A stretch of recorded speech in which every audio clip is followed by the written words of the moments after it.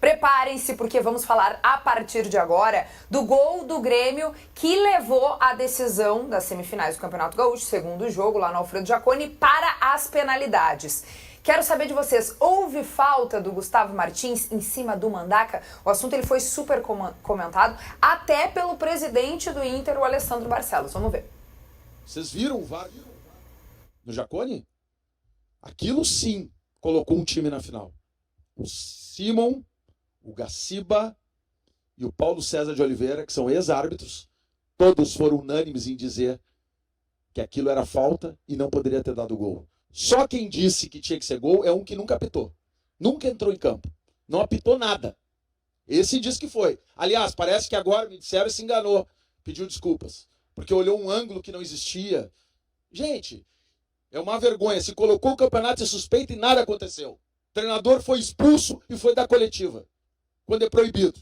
E vai ficar todo mundo quieto e dizer que é a mesma coisa. Que o Bisol disse o da Alessandra é igual a essa bandalheira que fizeram.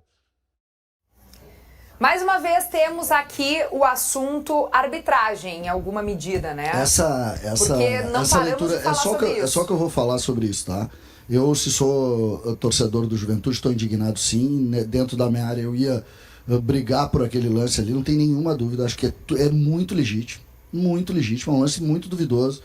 Já vi darem gol, já vi não darem, não deram dessa vez. Para mim é muito duvidoso. Eu simplesmente, a minha crítica a isso é que ela não pode começar e terminar nesse lance. O confronto entre Grêmio e Juventude teve um erro muito mais grave que esse, se é que esse foi um erro. Então, eu só tenho essa leitura. Com relação à entrevista do presidente do Internacional, tem que explicar para ele que as narrativas precisam ser completas. Porque o Carlos Simon, por exemplo, disse que não foi pênalti no gol de empate do Inter.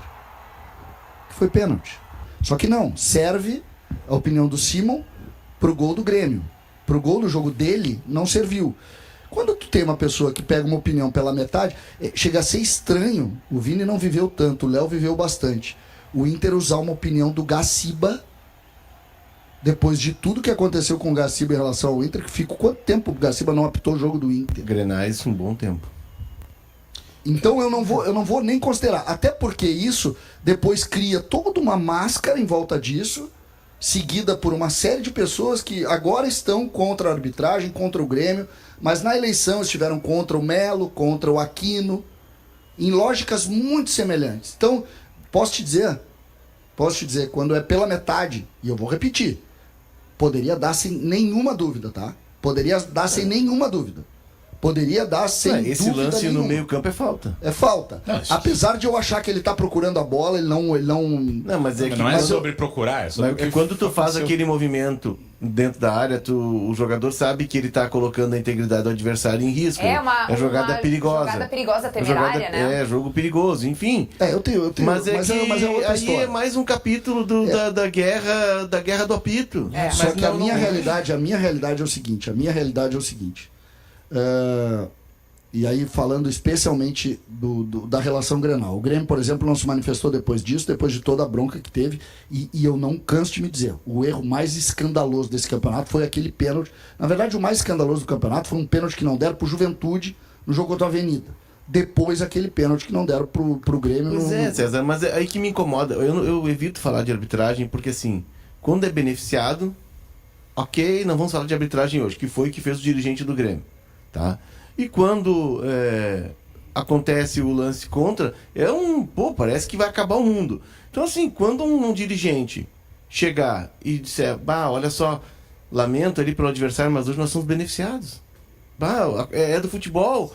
Então, assim, não vai. Então, não vai acontecer, né? Não. Pra mim. Mas é que assim, eu quero até parabenizar a direção do programa, porque eu fiquei refletindo muito sobre isso. Eu só tenho um ponto, César. Eu acho que a coletiva, sim, ela tem que ser separada. O que o Barcelos falou sobre o lance do Grêmio é sim legítimo como presidente do Inter. Ela tá dentro de um contexto que eu acho que tem pontos muito negativos que o presidente do Inter falou. Agora, em relação chamar a atenção pro que aconteceu no Jaconi, ele tá correto. E eu, como torcedor do Inter, acho que ele tem que falar assim.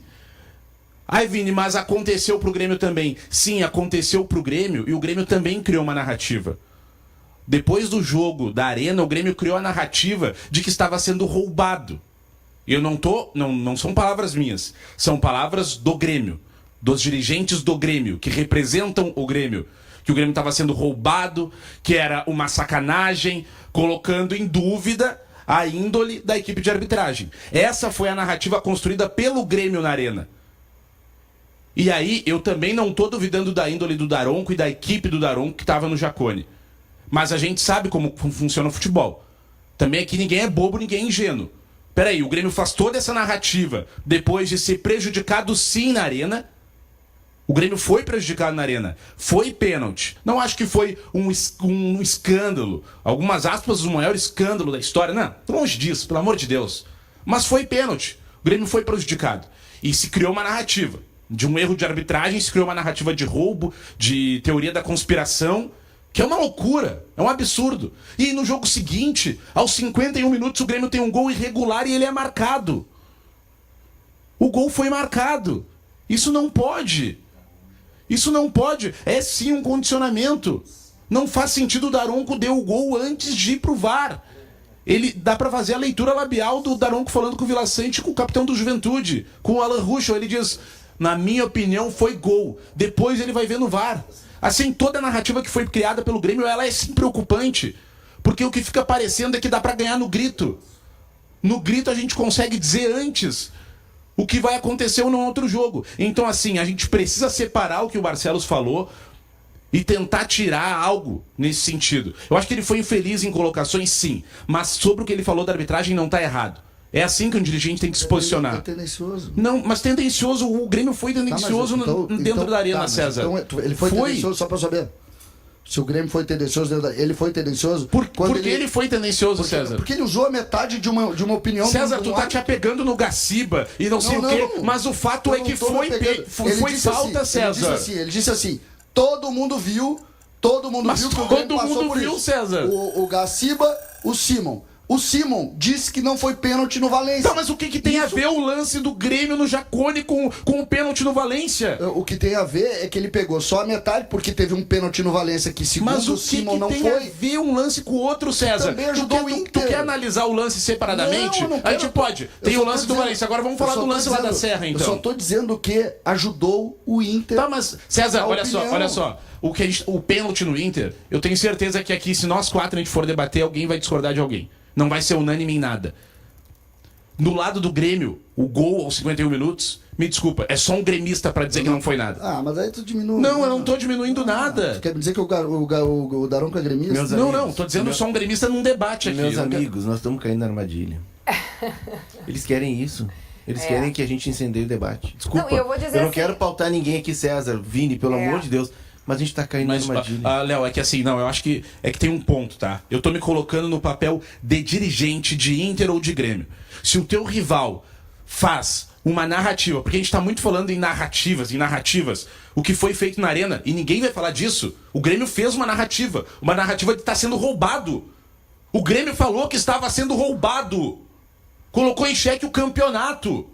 E ninguém vai falar, isso é uma narrativa também. Peraí, só um pouquinho, gente. O Vini tá falando de um grita mais alto que o outro, mas é que isso aconteceu dos dois lados. Né? Mas eu tô falando do que aconteceu. A gente também viu, de alguma forma, eu só quero entender. E antes o Grêmio também nas redes sociais, então o que eu tô falando é que tem que se posicionar sobre. Grêmio, tu me desculpe, eu te respeito, tu sabe disso. Como eu te respeito e gosto de ti. Eu me lembro tu dizer do absurdo que foi o Grêmio criar a narrativa. Agora tá certo. Não, mas é que, César, peraí. Não, pontualmente, sobre o que aconteceu no Jacone, eu acho que o presidente do Inter tem que falar sim. Mas é uma narrativa ou não é? É uma narrativa também, mas... A tua opinião sobre a narrativa do Grêmio é crítica. Essa opinião tem que falar. Pontualmente, sobre o erro no Jacone, tem que falar. Assim como o Grêmio falou pontualmente também. Pontualmente? Tá, então tu só pontualmente, tá o Grêmio trouxe que está sendo prejudicado há tempos no campeonato. O Inter trouxe que o Grêmio só está na final porque o juiz roubou. Mas, peraí, mas é que vocês pontuaram que o campeonato estava roubado. Quem disse o presidente do Inter ontem, Vini? Pelo amor de Deus, não. Pelo amor de Deus, digo eu. Porque no sábado, na Arena, foi dito que o campeonato estava sendo roubado. No outro sábado, o Grêmio chega na final com um gol irregular. E não é um golzinho irregular. Um gol muito irregular. Muito irregular. disse que o Grêmio se posicionou dessa forma e foi beneficiado pela arbitragem no jogo seguinte. Não pode. Peraí. O Grêmio condicionou a arbitragem. Tá. O Grêmio condicionou a arbitragem, tá? Se ninguém tem coragem pra dizer, eu digo. O Grêmio condicionou a arbitragem e funcionou. Prejudicado justamente. O Grêmio se sentiu prejudicado justamente e brigou por isso. E aí agora tu tá usando outro argumento pra falar da mesma coisa. Sim. Não. Que ele falou que o Grêmio tá na final e que isso é bom pra ele? Claro se sentir prejudicado é uma coisa. Ei. Deixa eu encerrar só essa frase. Encerra, então. Se sentir prejudicado é uma coisa. O Grêmio não falou que se sentiu... O presidente Erra não falou assim, ó. Nossa, fomos prejudicados. Não, ele falou que foi roubado. Eu tô usando as palavras que ele usou. Roubado. E o que disse o presidente do Inter ontem? Roubado. O que disse ontem o presidente do Inter? O que eu quero dizer pra vocês? Que eu queria, nesse momento, ser o Léo ali, né? Que no meio da discussão fervorosa, quente, pegada, tá tomando seu mate bem na boa. Não conseguiu pensa nem que é abrir mate, o microfone pra falar, né? Pensa que é mate, não, sabe o que ele tá tomando? É o quê? Chá de camomila. Vamos lá, minha gente, vamos começar a debater logo, que esse começo do programa já até me desconcentrou, já até falei umas coisas que tava meio confusa por aqui. Então vamos lá, vamos concentrar, vamos falar do que de fato a gente tem que falar. Retornos importantes ao Inter nessas finais de Campeonato Gaúcho. O Roger Machado deixou claro aí que alguns lesionados vão sim ter condições de voltar ao time titular nessas finais aí contra o Grêmio. Então vamos ver primeiro a palavra do comandante, depois a gente discute. Com relação aos retornos, né, a atualização do departamento médico, que muitos deles já não estão mais no departamento médico, da fisioterapia, já estão na parte de transição. O Borré evoluindo bem, né? Ele tem uma capacidade de evolução boa. O Alain, o que determina nesse momento é mais a sensibilidade do local, né? A recuperação plena do ligamento, né? Já está trabalhando também bem. O Wesley, né? Que já está, ontem eu vi o Wesley já no campo fazendo alguma coisa. Teremos, penso eu, algum retorno, né? Porque é uma decisão e é importante a gente ter todo mundo à disposição. Muito bem, tá aí a palavra do comandante Colorado. O que vocês acham, guris? O Jason Lisboa, só para atualizar, tá? Ele trouxe a informação de que os três, Alan Patrick, Borré e o Wesley, vão passar por testes nessa terça-feira para ver quem poderá ir a campo nessa final. O que vocês acham? São retornos muito importantes, né? A gente sabe que pode fazer toda a diferença, mas existe isso de, tá voltando de lesão muscular, tem que ter uma certa cautela? Vocês acham que o Roger, ele pode cogitar preservar alguém ou não? Se tiver condição, tem que jogar? Se tiver condição, vai pro campo. O ponto é que o Alan Patrick é trauma, é uma pancada no tornozelo, não houve rompimento de ligamento do tornozelo, na verdade é um estiramento que acontece. E aí recuperação, isso foi no dia 21 de fevereiro, ou seja, o Alan Patrick já está dentro do prazo de voltar. Se fosse uma emergência o jogo contra o Caxias, acredito que o Inter até faria um esforço para colocá-lo em campo. O Alan Patrick é 100% volta e é uma volta fundamental para o Inter. O Inter é um time com matizes de cinza, assim, o Alan Patrick. Com o Alan Patrick ele ganha cor, é um time que ganha cor, é um time que tem jogo, que tem alguém que organiza, que cadencia o jogo. O Borré, a informação que eu tinha lá atrás, e isso foi antes da semifinal, é de que a escala era Alan Patrick, possivelmente até para o segundo jogo da semifinal. O Borré, se tudo der certo na final, e o Wesley, se tudo der muito, muito, muito, muito certo, tem chance de jogar a segunda partida. Acho que o Borré é um cara que tem chance de aparecer, não agora, talvez no segundo jogo, porque é muscular. E a lesão muscular obedece um tempo, por mais que alguns atletas respondam de forma melhor ao tratamento. Quando o Roger fala, ele fala em algum retorno, para mim é o Alan Patrick. Se tivesse que escolher, né, levando em consideração que o Alan Patrick é a situação menos complicada, e ficando entre Borré e Wesley, eu assinaria agora o retorno do Wesley. Agora. Por mais que o Valência ainda seja uma incógnita para algumas pessoas, alguns acham que está tudo certo, eu ainda tenho um ponto de interrogação. O Wesley ali pelo lado do campo, ele é imprescindível e a resposta é justamente no Grenal. O que ele faz no primeiro Grenal da Arena, ele desestabiliza em vários momentos o time do Grêmio, né? Com drible, com criatividade, com velocidade, né? Ele é liso, né? E é uma característica que por mais que, por exemplo, o Carboneiro consiga entregar algo parecido, ninguém no Inter é parecido com o Wesley a ponto de não deixar saudade, né, em relação ao Wesley. E então, se pudesse escolher, eu gostaria muito que o Wesley tivesse à disposição, mas também entendo que ele é um jogador de drible. O jogador de drible, ele toma muita pancada, ele sofre muita falta. Então, só de estar o Alan Patrick, a gente já tem que levantar as mãos para o céu e agradecer. Mas deixa eu te trazer uma questão. O Vitinho se tornou o artilheiro do time no ano, depois de ter entrado. Eu acho uma artilharia um pouco... Eu vou fazer uma... Perfeito. Tu acha? Por quê? Tu acha que ela engana? Eu acho que ela engana. Eu acho que ele não tem a mesma objetividade do Wesley driblando, e não tem também o mesmo... Olha que ironia, né? Agora eu vou contra os números, mas pra mim ele também não tem a mesma qualidade de definição. Ó, nosso segundo tema, gente, eu tô só no segundo tema, 10 horas e 22 minutos, e a fase do Vila Sante. Vocês acham que tá acontecendo alguma coisa com o volante tricolor? Jogador de futebol, um dos primeiros grandes ensinamentos que eu tive lá no início da minha vida sobre futebol é o seguinte: jogador de futebol joga o que ele joga, não o que a gente gostaria que ele jogasse. E a gente sempre acha que eles jogam mais, principalmente quando eles botam a camisa do nosso time, que eles jogam mais do que eles jogam. O Jacente é bom jogador. Ponto. Ele não é o melhor volante da história do Grêmio, nem vai ser. Então, por exemplo, hoje o time do Grêmio organizou, organizar é destruir tese, mas ele posicionou mais. E ficou mais evidente algumas das carências do Vijaçante. Esse gol ali, que foi o início, o pênalti eu desconsidero o pênalti. O pênalti é outra realidade. Esse lance é típico de um volante que não se organizou ainda. O Nenê bate a bola no lado e ele fica esperando. Quando o Nenê passa, não dá mais. O Nenê é um jogador velho já, né? 40 Isso que mas é que tu não pode tirar. Desculpa, Vini. Eu concordo que no curso do jogo todo, tu até tem essa tese, mas o Nenê é atleta, entendeu? Tudo bem. E naquele tiro ali, olha ali, tu vai ver uma tomada de decisão. Ó, olha, tu vai ver que é uma tomada de decisão. Olha o lance lá de novo. É que se tu vê o Nenê. Quando o Nenê bate a bola, olha lá. Ó, o Nenê vai bater a bola, tá? Ele já tá marcando. Tá, a linha não, tá tudo bem. Aí tá posicionado. Pum! Olha como ele para. Ele não imagina que o Nenê possa passar naquele espaço. Mas olha a velocidade do Nenê. Não, mas é que depois que tu passa na frente, tu não tem o que fazer. César, é tempo de reação. Tá, eu tenho olha o Nenê inclinando o corpo. Olha, ele ainda olha pro Nenê do sentido assim, o cara foi. Eu queria o seguinte, tá? Volta ali. Porque aquele erro é do Vijaçante, tá? Volta um pouquinho lá, Schenck, por favor. Tá? O erro é do Vijaçante. Olha aqui. O time tá organizado.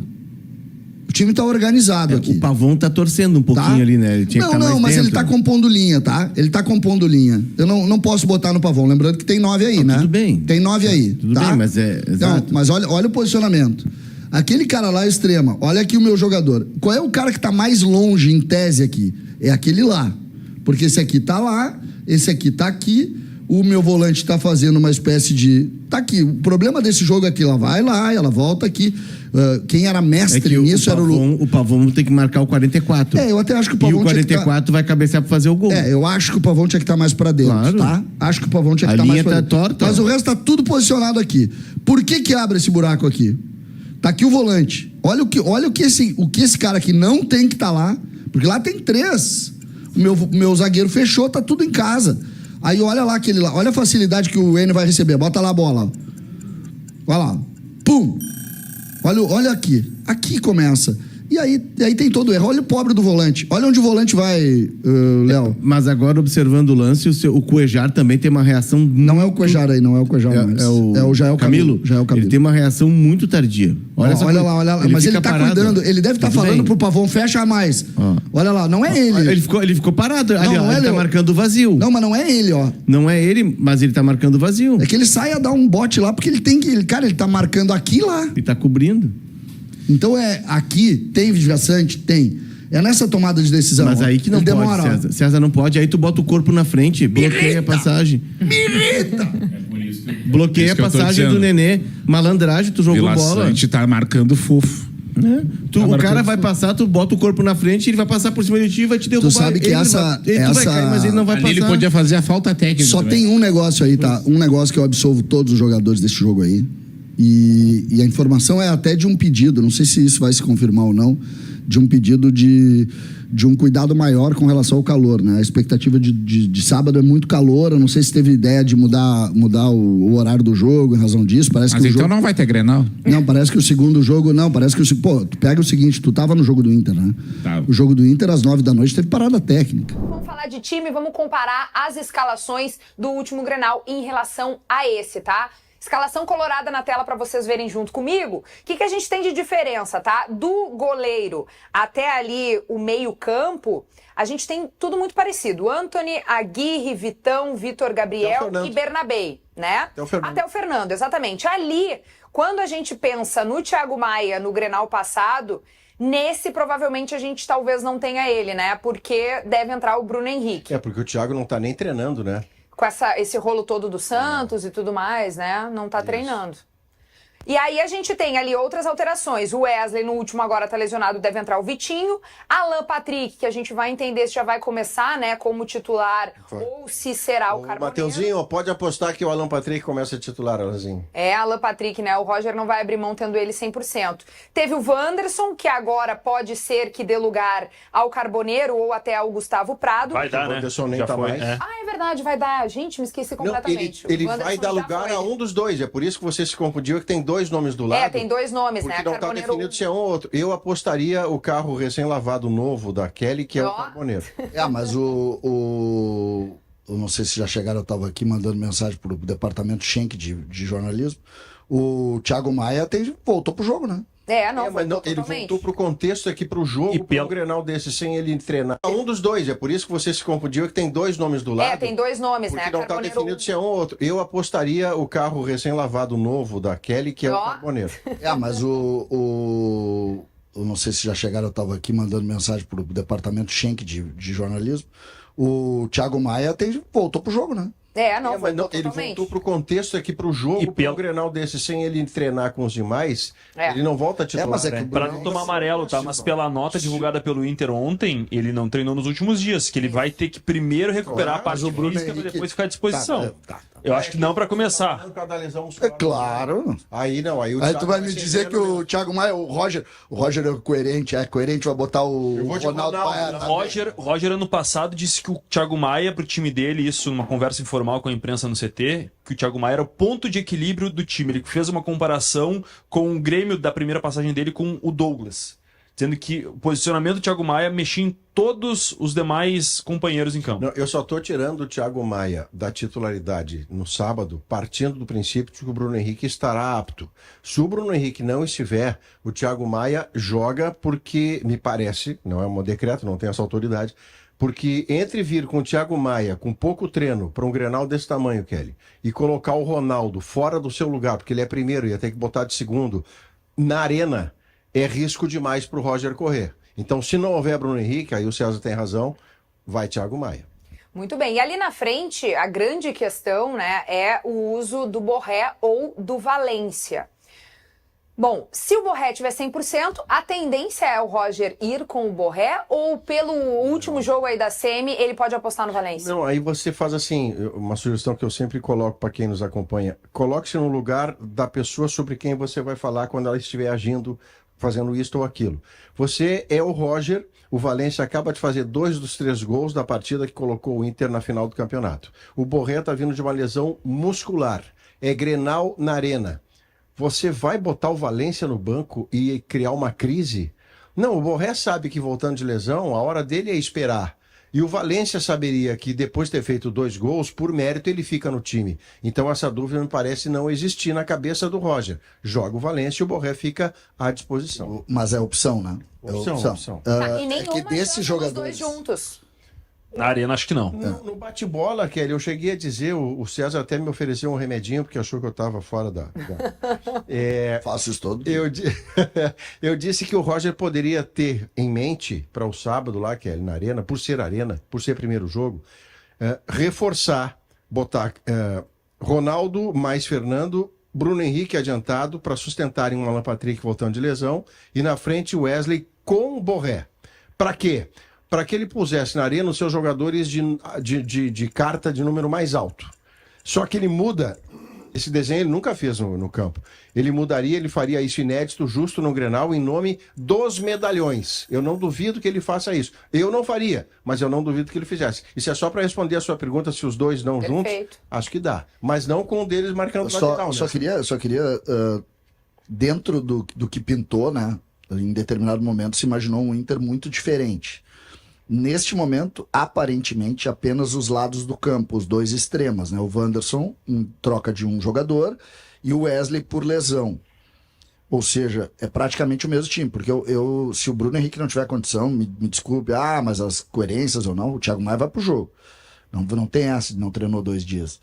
E eu acredito nisso, né? Não é que eu saiba disso. Mas, e para mim, o resto do time é praticamente o mesmo, porque Borrell Valência é uma opção técnica, não seria uma falta de um outro problema. Então, o Inter vai, na minha opinião, com um time muito parecido, quase idêntico. Vamos ver se o Grêmio muda, porque aquele Grenal o Inter foi muito melhor que o Grêmio. Né? Bom, vamos dar uma olhadinha no Grêmio, que sim, tá bastante diferente, até em função dos reforços que chegaram aí nessa janela de início de ano. O Grêmio se reforçou e vai contar com essas opções para o Clássico Grenal, porque eles foram inscritos no Gauchão, vão ser usados, né? Então, o que a gente tem de diferente? Olha aí, ó, já começa no gol a primeira mudança. No primeiro Grenal, né, agora do ano, tivemos o Grando e agora é o Volpi que vai pro gol. João Pedro segue por ali, né, na lateral direita. Rodrigo Eli dá lugar ao Gustavo Martins. Gemerson dá lugar ao Wagner Leonardo. O Vieri agora também deixa espaço para o Lucas Esteves. Entra o Cuejar no lugar do Dodi. O Vila Sante segue no time. O Oliveira ganha, então, a vaga do Pavon, provavelmente. Aí a gente tem uma dúvida ali no ataque, se vai usar o Cristaldo, vai manter o Cristaldo, ou se entra o Monsalve. E na frente, o Monsalve também pode disputar uma vaga ali com o Amuso, né? No lugar do Aravena, no primeiro Grenal do ano. E o Bright White é o centroavante do time. O que vocês acham? Primeiro que o Grêmio deve ter 2 pontas, como gosta o Gustavo Quinteiros. O Oliveira fixado pela direita, tem na esquerda o Amuso de volta, o Aravena também deve ficar à disposição e o Pavon no banco, ou seja, ele tem 4 pontas e ele gosta de jogar com 2 sempre na equipe. Então, pela primeira vez, num jogo pesado, a gente vai ver o Grêmio talvez no segundo tempo contra o Juventude. Essa é a ideia. E tinha a projeção, a comissão técnica, de utilizar esse time lá em Caxias do Sul, mas o Amuso sentiu pelas informações, Simon, que percentual tu bota pro Pavon jogar pela esquerda? Baixo. Pelas tuas informações. Baixo. Baixo. Qual seria para ti o favorito? Para mim é o Amuso. Amuso é o favorito. Amuso. Se tiver plenas condições de jogar, por exemplo, 60 minutos. É exatamente sim. Sobre o se tiver, né? A informação parte daí. E a informação de ontem é que o Amuso e o Aravena vão pro jogo. Vão ser relacionados. Vão pro jogo no sentido de estarem à disposição. Isso. Então o Grêmio tem os 3 à disposição. 4 até. Com Oliveira. Você se deu conta que, na comparação com as duas equipes, o Grêmio cresce de possibilidade de ser campeão justamente porque o seu time está entre 70% e 80% diferente do Grenal anterior. Lembra a brincadeira. A voz da manhã é um problema, o cara não para de fazer pegar. Me dá um cartão aí. O time muda de 70% a 80%. Lembra, Maurício, da primeira frase que a gente fez, que construímos juntos, lá, logo depois do primeiro Grenal, que eu disse, Maurício, pensa na seguinte lógica. O Inter tá perto do teto. Tá perto do teto porque usou os seus melhores jogadores. E foi muito melhor. O Grêmio vai melhorar. A discussão é se este Grêmio aí, que treinou pouco, que trabalhou pouco, que jogou pouco, consegue evoluir tanto da liga a ponto de ser muito... Porque aquele time ali, ó, Grando, João Pedro, Rodrigo Eli, Gemerson, Vieri, Dodi, Vijaçante, Pavon, Cristaldo, Aravena e Bright White, aquele time ali empatou perdendo. Empatou sendo goleado. Foi goleado de 1-1. Aquele time ali, se jogar domingo... O outro, o que vai acontecer? Não, aquele ali, o 4-4-4. O que vai acontecer? Perde. Esse aqui, sabe o que vai acontecer? Não sei. Não pode. Mas é verdade. Que é uma outra análise. No 4-4-7, que vai ser pela 5ª, 6ª rodada do Brasileirão, esse time vai ter muito mais entrosamento. Com certeza, tu tá certo. Então, essa é a lógica. Fecho contigo. Sabe que a gente não sabe ainda se esse time vai dar potencial àquilo que pode apresentar já nesse final de semana. É isso aí. O Simon Bianchini, fechei contigo. Volpe tem contrato longo, João Pedro tem contrato longo, Gustavo Martins tem contrato longo, Wagner Leonardo tem contrato longo, Lucas Esteves tem contrato longo, Cuejar tem contrato longo, Vijaçante tem contrato longo, tá renovando, Oliveira, Monsalve, Amuso o e único Bright João Pedro que acaba esse ano. Hã? O único João Pedro E que o acaba Bright esse ano. White também. Bright acho que é meio do ano que vem. Então, Você gostou de uma frase é que eu um fiz? novo Agora Grêmio. vira a campainha. Agora eu vi, agora eu vi. Ah, bom, só pra saber. Só pra ter... Faz a frase. Vai, Não, conclui. é que você gostou quando eu disse logo depois do Grêmio se atrapalhar com o São Raimundo, que o susto concentra, lembra? Estamos vivendo a mesma cena. Bem lembrado, O Maurício. Grêmio quase é eliminado pelo Juventude. O susto concentra pro jogo seguinte. O jogo seguinte é a primeira das finais. Vamos adiante por aqui, gente, falar um pouquinho sobre as denúncias no TJD, Tribunal de Justiça Desportiva aqui do Rio Grande do Sul, porque o Gustavo Quinteiro, vocês sabem, foi expulso por ter invadido o campo e também ter dado um soco no Enio do Juventude, e aí ele não vai estar comandando o Grêmio à beira do gramado nesse fim de semana, o primeiro da decisão do estadual.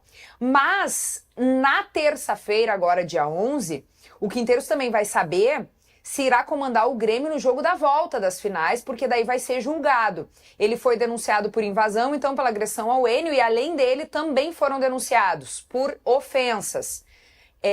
Os dirigentes gremistas Alberto Guerra, Guto Peixoto e Alexandre Rossato, além dos colorados D'Alessandro e José Olavo Bisol, que vai dar o que falar, né? Vai render ainda pra gente até saber sobre a posição dessas pessoas pro próximo jogo aí das finais do Campeonato Gaúcho, julgamento então na terça-feira.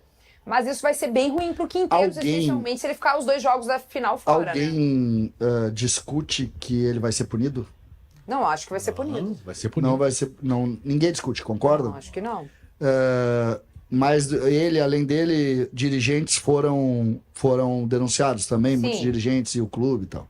Alguém discute que os dirigentes passaram do tom na forma de se manifestar? Não. Por que eu começo falando isso? Porque a discussão da teoria da conspiração, ela começa exatamente na comparação. É na comparação que a teoria, eu até fiz a coluna de hoje sobre isso.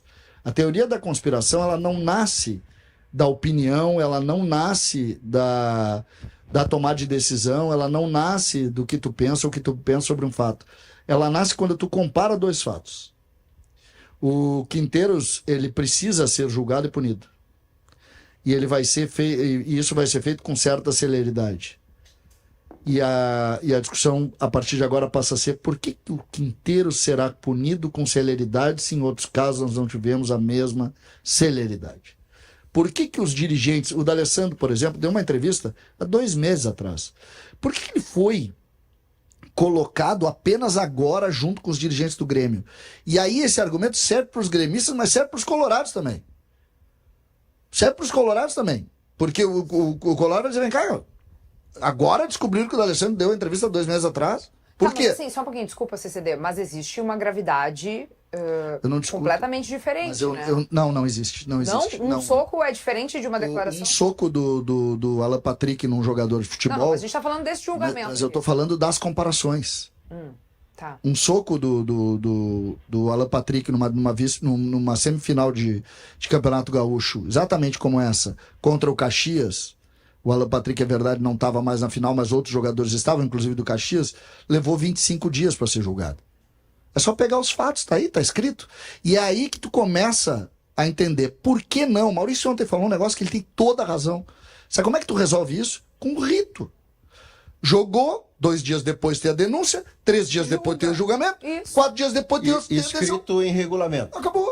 E Só que o que acontece aqui? Tu permite a teoria da conspiração. Entendi. Eu não estou dizendo... Eu abro a minha manifestação dizendo o seguinte: tem que ser punido. Só que quando tu é extremo, eu não estou nem falando... Na semana que vem, sabe qual vai ser a discussão aqui? A discussão vai ser essa: perseguição. Podem anotar. Perseguição. Por que eu estou colocando isso? Porque não tem rito. O áudio do VAR vai ser liberado. Uns levam 2 dias, outros levam 15. O do Juventude agora quer e ainda não recebeu. Não recebeu. Então, sabe, são relações cada vez mais difíceis de entender. Quando tu compara, tu cria. Quando tu não tem o rito que o Maurício está pedindo, tu cria a teoria da conspiração. Isso está acontecendo aqui na nossa cara e a gente não faz nada. Dentro desse rito que vai acontecer semana que vem, os dirigentes vão ser julgados, o Quinteiros vai ser julgado e na sequência, dependendo da punição do Quinteiros, o Grêmio vai pedir um efeito suspensivo, vai conseguir eliminar e ele vai treinar o Grêmio. Esse é o ponto em que a gente entra a lei do Vampeta. O Vampeta, em dado momento, jogava no Flamengo, o Flamengo atrasava salário. Era um outro tempo, não esse Flamengo organizado, que paga todo mundo e tal. Aí o Vampeta deu uma entrevista, que era tudo um grande bangu, e disse o seguinte: aqui o Flamengo finge que me paga e eu finjo que jogo. Traz para a questão da punição. O Quinteiros pode tomar de 4 a 12 jogos. Então ele toma 12, que é para ser exemplar. Só que a figura na justiça, existe uma figura que é o do efeito. Você pede o efeito, porque a pena é muito forte. Então, para você não correr o risco de que a pena seja demasiada, você se acautela e anula até um novo julgamento. Moral da história: uma pena de 12 jogos que pretendia ser exemplar, vira um efeito suspensivo que coloca o profissional no jogo de onde ele deveria estar distante. Mas não é agora com o Quinteiros. No futebol brasileiro aconteceu uma vez, que é em 1997, Edmundo, Palmeiras e Vasco. O Edmundo jogava no Vasco, era o dono do time do Vasco. O Edmundo tomou um cartão amarelo, um terceiro cartão amarelo, que o tiraria do jogo final, do segundo jogo das finais. Mas se ele fosse expulso, haveria no regulamento uma forma de conseguir um efeito suspensivo e ele jogava a final. O que ele fez? Ele provocou o cartão vermelho, pelo qual ele deveria não jogar o último jogo, mas o Vasco botou um efeito suspensivo e o Edmundo foi para o campo. Sim. Então você brinca de fazer justiça porque a lei lhe autoriza brechas onde você não pune exemplarmente como disse que puniria. E assim caminha a humanidade com passos de formiga e sem vontade. Eu só coloco, desculpa, Kelly, eu só coloco assim, isso é uma mudança de lei, tá? O que eu tô falando aqui não é porque eu fecho com tudo que o Maurício falou. Ele tem toda a razão, porque aí tu cria a indústria da impunidade, que é uma outra discussão. Mas é lei. Sim, tá escrito. Tá escrito. O que eu tô falando aqui é um pouquinho diferente. É por que se cria ritos diferentes sobre fatos iguais. Porque aí tu aceita toda e qualquer narrativa. Tu abre a chance da narrativa. O D'Alessandro ser julgado agora não tem nenhum cabimento. Porque a declaração dele foi em Juí, dia 12 de fevereiro. 12 de fevereiro. E a do vice-presidente do Grêmio que está sendo julgado, ou a do presidente do Grêmio, foi uma entrevista 10 dias atrás. Aí serve para os dois a discussão, não é? Eu tô repetindo, não tô querendo. Não tá botando o Grêmio. Não tô querendo. Da celeridade, do momento. Não tem o rito igual. Não tem repetições, né? Aí tu permite que o Colorado diga isso é para tirar o D'Alessandro do Grenal do Beira-Rio. Para ele não estar no Grenal do Beira-Rio. Aí o gremista diz, botaram o D'Alessandro porque vão dar uma punição exemplar nos jogadores do Grêmio. Estão acelerando para tirar o Quinteiros, porque senão ele seria julgado depois do campeonato. Aceita isso. Gente, vamos para o nosso mano a mano do dia. Chegou a hora de a gente escolher quem são os preferidos da dupla Grenal para formar a seleção do clássico, digamos assim. Vamos lá, temos uma tela interativa por aqui surgindo já para vocês. Daqui a pouquinho eu vou passar nos comentários, tá, galera? Vocês estão mandando muitas coisas por aqui, já eu dou uma atençãozinha para nossa audiência. Vamos pro mano a mano, guris? Eleger posição por posição. Quem seria o titular para vocês? Uma votação? Da dupla Grenal? É uma votação. Vamos tentar chegar num consenso. Se não chegar, a gente vai criar por desempate. Vamos lá. O goleiro, o Volpi é o goleiro. Volpi é o goleiro pra ti. Vaguinha. Eu vou votar no Volpi porque ele teve um significado maior nas semifinais, né? Participou efetivamente, então Volpi. Muito bem. Tu, Léo? Eu vou com os relatores, Volpi. Muito bem, então o Thiago Volpi tá ali, ganhou a posição. Entre João Pedro e Aguirre, quem vocês escolhem? Olha, o Aguirre tá evoluindo bastante, tá? O João Pedro é um jogador um pouco mais constituído. Eu, particularmente, tenho um pouco de dificuldade com o João Pedro, mas acho que na comparação com o Aguirre ele ainda tá na frente. O João Pedro tem mais repertório. Eu gosto do João Pedro também. Acho que o Inter tem uma grande carência, que é o Aguirre na lateral, tá crescendo, mas é um jogador que tem muitas limitações. O João Pedro... Mas tá evoluindo, né, Vaguinho? O João Pedro é um lateral que eu gosto. Ele tem muita força, mas ele tem muitos acho que ele não é afirmado e não caiu no gosto completo da torcida, porque Ele tem tem muitos altos e baixos, né? Ele tem dificuldade Mas séria. nessa relação aí ele é melhor que o Aguirre. Muito bem, João Pedro, então, tá eleito. Gustavo Martins e Vitão na briga da zaga. Vitão é um grande nome do Inter, um dos grandes zagueiros do futebol brasileiro que joga aqui no país na atualidade. O Vitão é o zagueiro ali. Eu também acho que essa dá pra pular, inclusive. Nem debate. Vitão. Tá, Vitão tá escolhido. O Wagner Leonardo ou Vitor Gabriel? Vitor Gabriel é o melhor jogador do Campeonato Gaúcho. O Wagner Leonardo é uma belíssima contratação do Grêmio, mas essa ponderação do Vaguinho é uma ponderação que a gente precisa valorizar muito, tá? Porque esse menino é a grande surpresa. Não sei se o melhor jogador do Campeonato Gaúcho, porque ainda tem que decidir o campeonato, mas que ele é a grande revelação, né? O Inter abre o campeonato com 3 zagueiros contratados e todos assustando o Inter, né? Qual é o último nome do último altão? O Kaique Rocha, principalmente. E o Wagner Leonardo, convenhamos, ele tem 2 jogos, né? 2 jogos pelo Grêmio, então é muito pouco. Eu acho que o voto no Vitor Gabriel é uma valorização de um bom trabalho. Eu sigo os guris e a amostragem do Wagner Leonardo é pequena ainda. Tá escolhido, então, Vitor Gabriel na zaga. Vamos para a lateral esquerda, minha gente. Lucas Esteves ou Bernabei?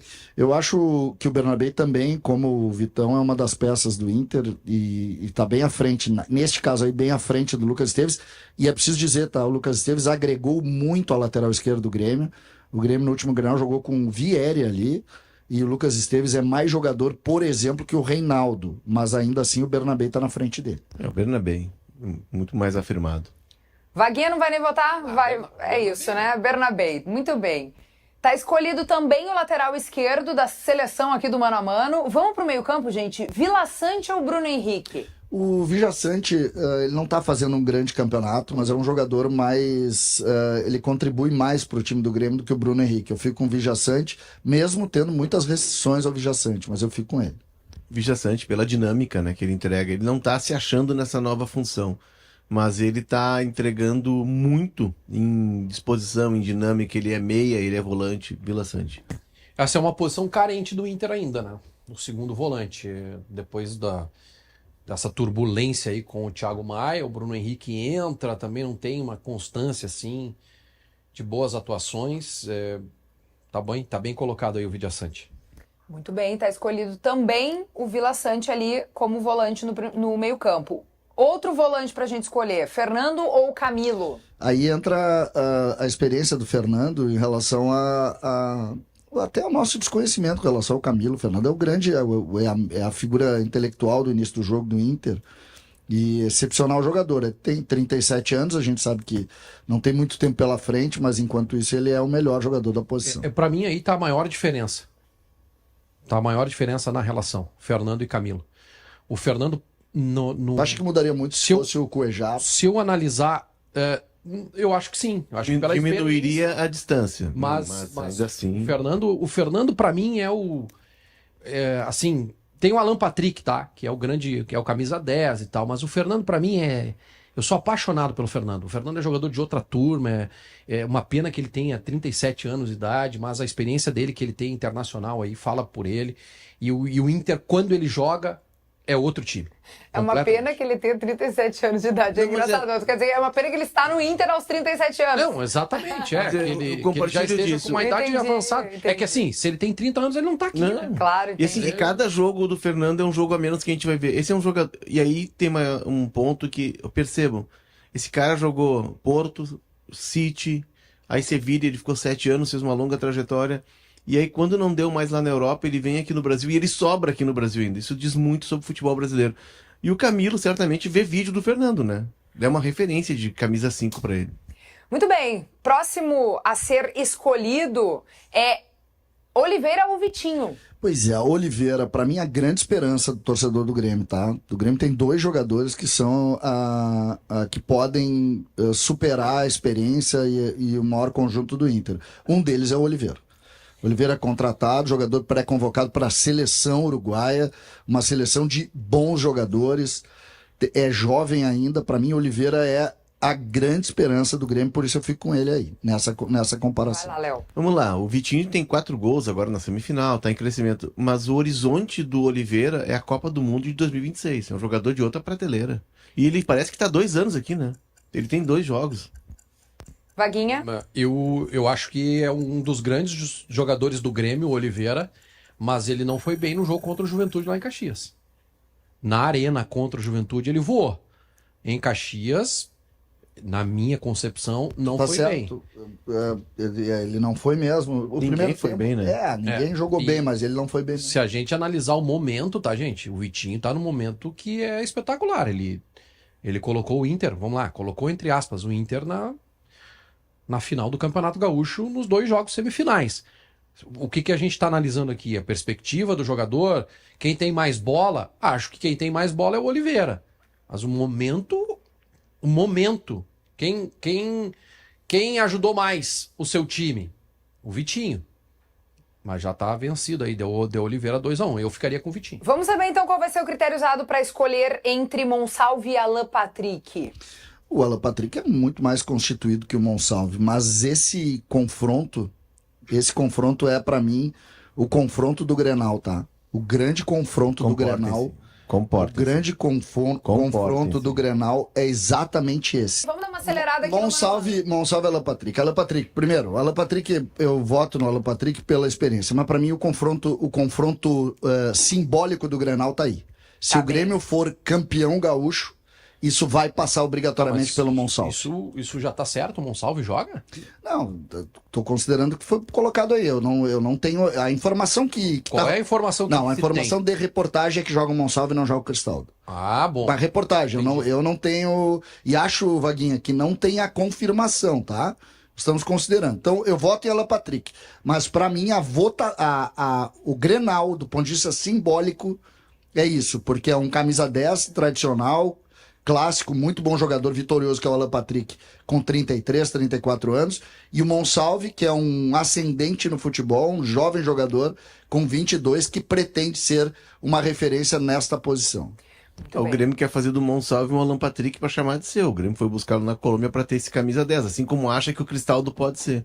O Alan Patrick, no Brasil, hoje, tem 3 meias na Série A brasileiros que jogam o que ele joga. O do Cruzeiro, tá? O meia do Cruzeiro.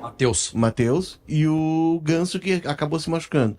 São os 3, é uma espécie rara, né? E tem o Arrascaeta no Flamengo. Os grandes clubes do mundo não jogam mais com essa espécie rara, mas é verdade, né? Tá, espécies raras já elegeram, então, Alan Patrick. Agora eu não Fico feliz que nem precisou eu votar. Não, assim, Vaguinha, eu não tinha dúvida, desculpa, perdão, não pedi teu voto, mas eu não tinha dúvida que tu votaria no Alan Patrick, perdão.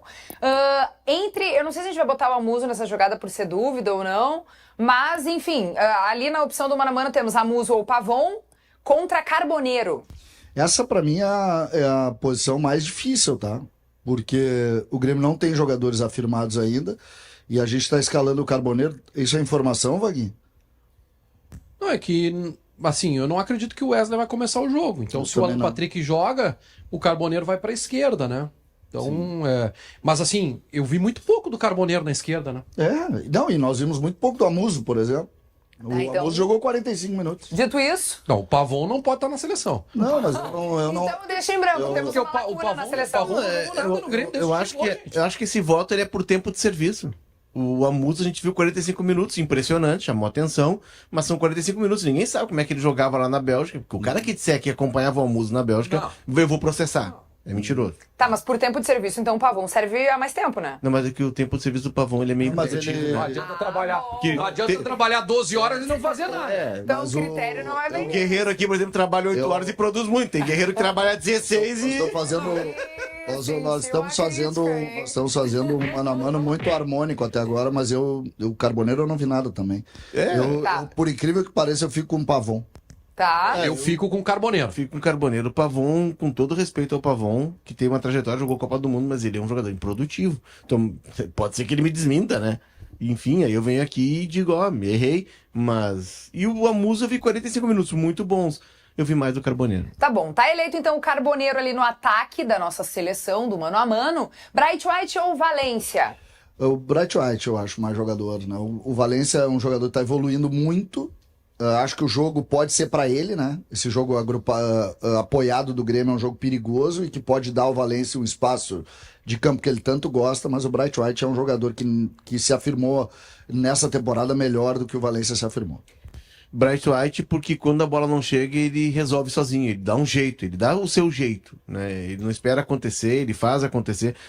O Valência tá em recuperação, mas tá faltando o Valência, aquele da seleção equatoriana, que na última data FIFA pegou uma bola sozinho do meio campo e fez um gol. Então, assim, tá faltando isso do Valência. Ele tá retomando em relação a ele mesmo, mas o Bright White faz acontecer. Bom, o Bright White não pegou na bola no último Grenal. Não pegou na bola no último Clássico Grenal. O Valência foi reserva. Aliás, o Valência é reserva do Inter, tá? E ele tá em crescimento. Eu voto no Valência. Aliás, eu voto no Valência e no Valência reside a minha grande esperança, primeiro de vitória, porque o meu palpite é vitória de 1-0 pro Inter na Arena com gol do Valência, e depois a redenção no Beira-Rio do Valência. A minha esperança reside, a grande parte, em Ener Valencia. Tu acha que ele joga? Não tenho dúvida nenhuma, ele é o titular do Inter no Grenal. Nenhuma dúvida. Nos dois jogos. Bom, pela maioria, então, Bright White foi o eleito. Lembrando que o Vaguinha falou, não tocou na bola, mas o Bright White fez gol no Grenal, né? Falou no último Grenal. Fez gol de pênalti, mas fez. Né? Não, mas tudo bem, pode não ter tocado na bola, mas fez um gol, tá? Tudo bem, eu só quero te dizer isso. Beleza, vamos lá. Talvez... Não, eu não tô querendo dizer que o voto não pode ser no Valência, não. Só na bola rolando, não fez nada. Tá bom. Tá dentro do bolso do Vitor Gabriel, do Vitão até agora. Tá tudo bem, só tô dizendo que teve gol. Teve um vamos pênalti. Pro técnico. O pênalti foi discutível. Ah, tá bom, vamos lá, então tá bom. Técnico Gustavo Quinteiros, lembrando que não vai estar na beira do gramado, né, gente? Tá suspenso desse jogo e pode ser que fique suspenso do segundo jogo da final, mas a gente vai fazer um mano a mano com os técnicos mesmo, né? E analisar aí entrega, desempenho, enfim, o que vocês queiram avaliar. Então, Gustavo Quinteiros ou Roger Machado? Eu acho o Quinteiros mais treinador que o Roger, mais experiente que o Roger, mas o Quinteiros precisa ter mais estratégia para os Grenais. O Grêmio está inferiorizado nos Grenais porque tem um time completamente novo que nunca jogou junto. Eu voto no Quinteiros porque eu acredito que ele é mais treinador que o Roger e ele está há mais tempo como treinador, mas ele precisa confirmar isso nos Grenais. Eu estou um pouco assustado com isso. Posso votar? Eu voto em Roger Machado. Ele comandou o Inter invicto até aqui no Campeonato Gaúcho e não perdeu para Grêmio e para Juventude, né? O Quinteiros não tem assim uma grande atuação ainda contra um time grande, né? Então, aqui é voto indiscutível para mim, é Roger Machado. Léo Oliveira. Eu voto no Roger porque o Roger perdeu durante o gauchão do Fernando, até o Fernando era um time, e do meio para frente ele perdeu todos. Ele perdeu o Thiago Maia, que foi negociado, saiu, ele perdeu os três, a linha de três todinha. Um foi vendido, um se machucou, nem veio pro gauchão, o outro foi vendido, aí o Alan Patrick se machucou, o Wesley se machucou, o Borré se machucou, e ele foi dando o jeito dele. Ele foi reorganizando o time, recolocando peças. Então o Roger, pelo poder de se reinventar. Aliás, eu sou muito fã do Roger, acho o Quinteiros muito bom técnico. O Quinteiros precisa de tempo. Eu tô vendo um assodamento na análise do Quinteiros. Esse gringo não é isso tudo. Não, calma, gente. Ele tá recebendo um jogador, tem jogador que tem 45 minutos, que ele mal conhece o cara dentro do campo. Vão dar tempo para trabalhar atrás. O cara da Argentina dá tempo para ele trabalhar. Queria uma ideia de jogo? Tem ideia de jogo, mas deixa o homem trabalhar.